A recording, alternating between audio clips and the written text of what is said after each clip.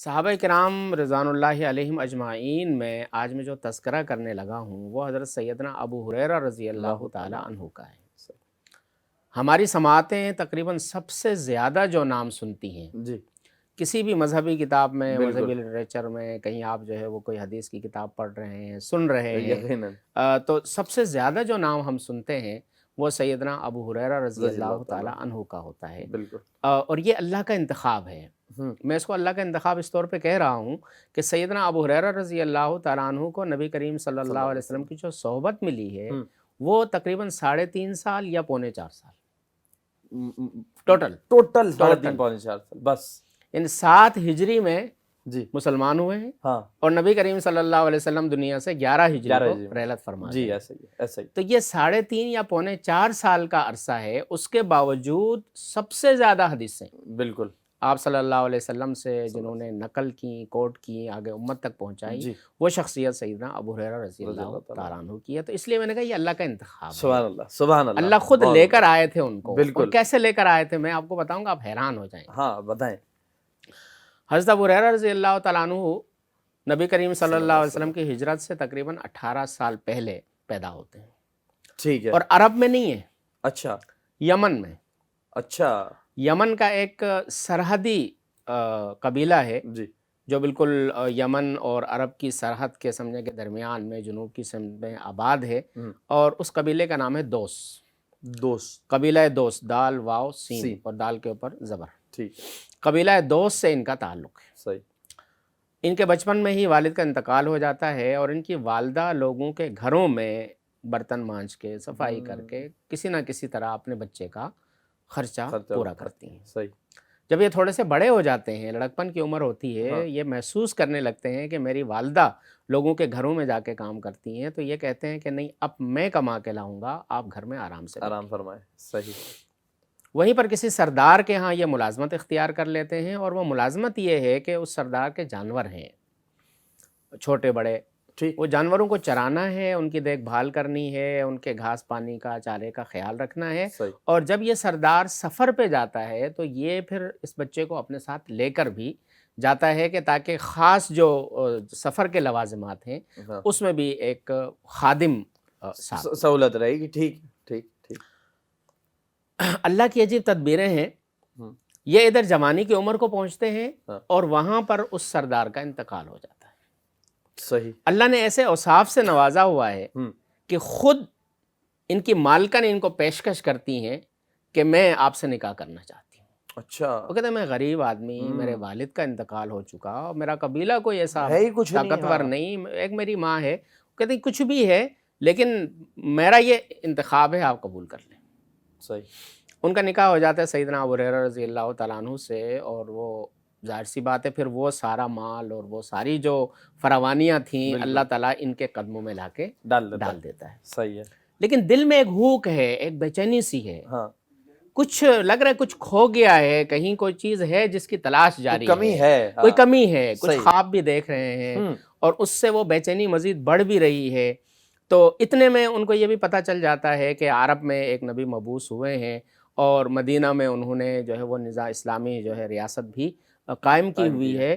تو لوگ بڑی تیزی سے، ظاہر 7 ہجری ہے اور 11 ہجری کو آپ کی رحلت ہے، تو لوگ بڑی تیزی سے اسلام میں داخل، ان کے قبیلے کے بھی کچھ لوگ گئے ہیں اور اسلام میں داخل ہوئے ہیں، اور آنے کے بعد ان کی زندگی اتنی بدل گئی ہے کہ لوگ ان کی مثالیں دینے لگ گئے ہیں۔ بالکل ایسا ہی ہے، اور ایک یہ تو پیک کا زمانہ ہے اسلام کے نا، بہت۔ تو اب وہ فیصلہ کرتے ہیں کہ مجھے جانا ہے نبی کریم صلی اللہ علیہ وسلم کی خدمت میں حاضری دینی ہے، اور میں ان کے ہاتھ پہ اسلام قبول کرنا چاہتا ہوں۔ صحیح ہے، بعض لوگ وہ ہوتے ہیں جن کے خمیر میں اسلام ہوتا ہے، ہاں، یہ ان میں سے کسی نے دعوت نہیں دی ہے، بابا اندر سے اللہ نے اندر رکھا سے ہے بھائی، اللہ تعالیٰ نے، اللہ کا انتخاب ہے، یقیناً، وہ اپنے غلام کو ساتھ لیتے ہیں اور آپ صلی اللہ علیہ وسلم کی خدمت میں حاضر، کئی دن کا سفر ہے۔ صحیح، جب وہ پہنچتے ہیں مدینہ منورہ تو فجر کی نماز کا وقت، صحیح، سیدھے مسجد میں جاتے ہیں۔ اس دور میں یہ تھا کہ جو کوئی بھی آتا تھا جاتا تھا وہ مسجد میں ہی، وہیں سے پھر آگے معاملات ہوتے تھے۔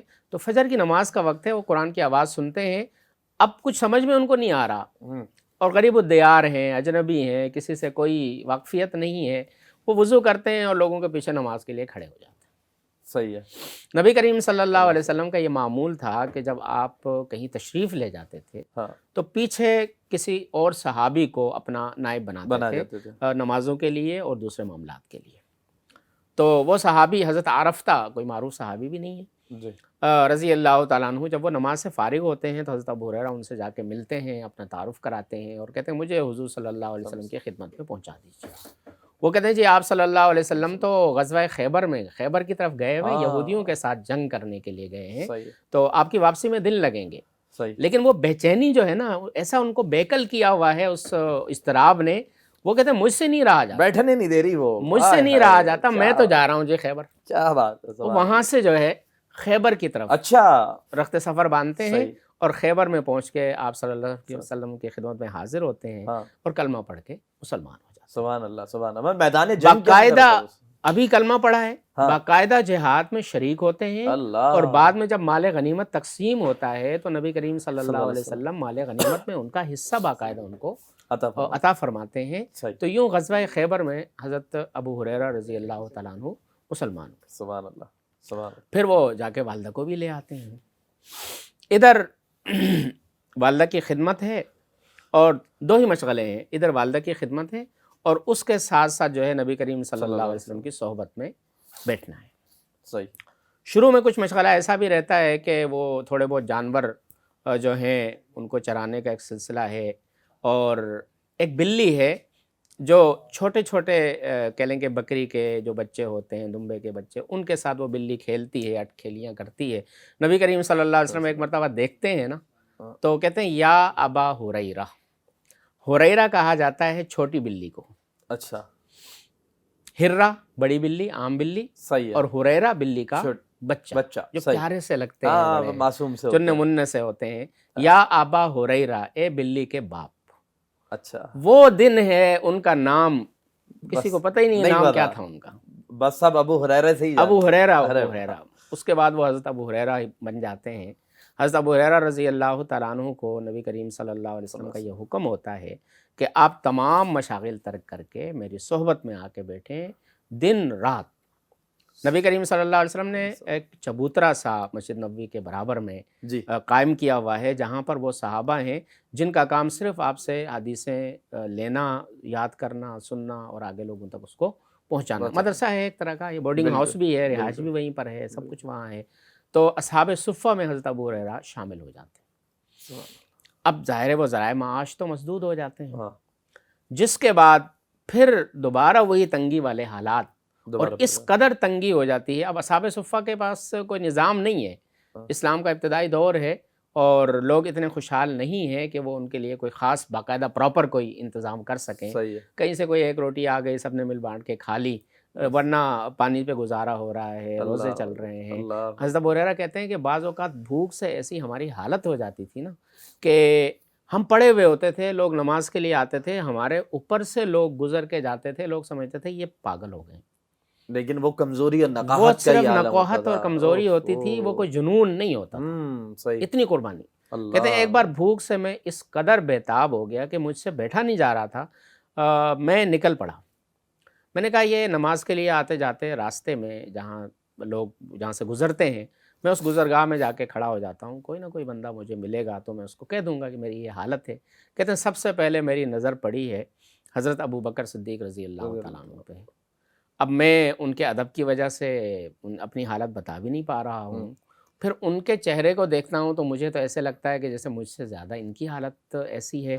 تو میں ان سے ایک آیت کا ترجمہ اور اس کی تفصیل پوچھتا ہوں اور وہ مجھے بتانے لگتے ہیں. میں ان کے ساتھ ساتھ چلتا ہوں کہ چلو اسی دوران میں وہ مجھے اپنے گھر لے جائیں گے، کچھ کھلا پلا دیں گے. گھر کے قریب پہنچتے ہوئے وہ تفسیر مکمل ہو جاتی ہے اور وہ مجھے کہتے ہیں اور کچھ، وہ کہتے ہیں نہیں اور تو کچھ نہیں پوچھنا ہے. میں واپس ہو جاتا ہوں، اپنے گھر چلے جاتا ہوں. مجھے اندازہ ہو جاتا ہے کہ ان کے گھر میں بھی کچھ نہیں. واپسی میں حضرت عمر رضی اللہ تعالیٰ عنہ سے ملاقات ہوتی ہے. پھر ان سے ایک مسئلہ پوچھتا ہوں، چلتے چلتے ان کے گھر کے قریب تک جاتا ہوں. پھر وہ بھی کہتے ہیں گھر میں کچھ نہیں ہے، تو میں واپس آ جاتا ہوں. تیسری ملاقات میری ہوتی ہے نبی کریم صلی اللہ علیہ وسلم رحمۃ للعالمین.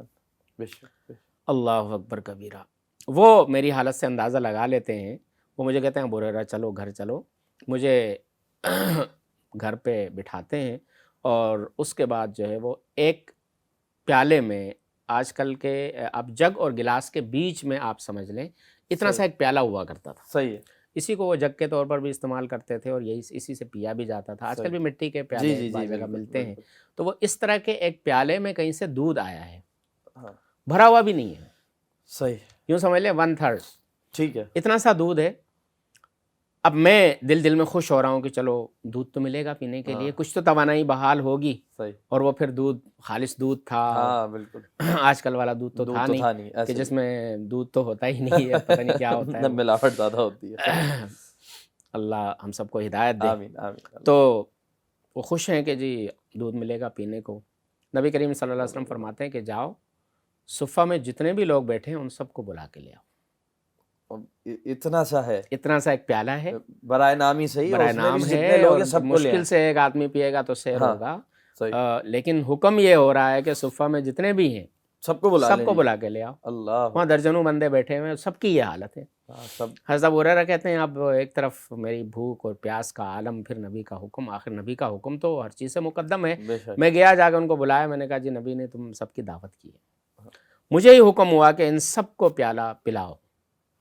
یہ نہیں کہ کسی چیز میں ڈال کے پلایا جا رہا, براہ راست وہ پیالہ وہ منہ سے لگاتے ہیں, سیر ہوتے ہیں, پیٹ جب اچھے طریقے سے بھر جاتا ہے وہ دوسرے کو, تیسرے کو, چوتھے کو, تمام اصحاب صفہ اس میں سے پی لیتے ہیں. لیکن دودھ کی جو سطح ہے وہ برقرار. اللہ اکبر, کیا بات. وہ سب پی کے جب چلے جاتے ہیں تو پھر نبی کریم صلی اللہ علیہ وسلم کہتے ہیں ابو ہریرہ کوئی بچا ہے؟ یہ فرماتے ہیں حضرت میں ہوں اور آپ ہیں. کہتے ہیں لاؤ مجھے. تو اپنی انگلی مبارک صرف اس پیالے میں ڈالتے ہیں, کہتے لو پیو. تو میں پیتا ہوں ایک بار, پھر فرماتے ہیں پھر پیو, تیسری مرتبہ پھر پیو. ایک وقت ایسا آتا ہے کہ میں کہتا ہوں یا رسول اللہ صلی اللہ علیہ وسلم اب مزید میرے پیٹ میں گنجائش نہیں ہے. پھر رحمت عالم صلی اللہ علیہ وسلم خود نوش فرماتے. اللہ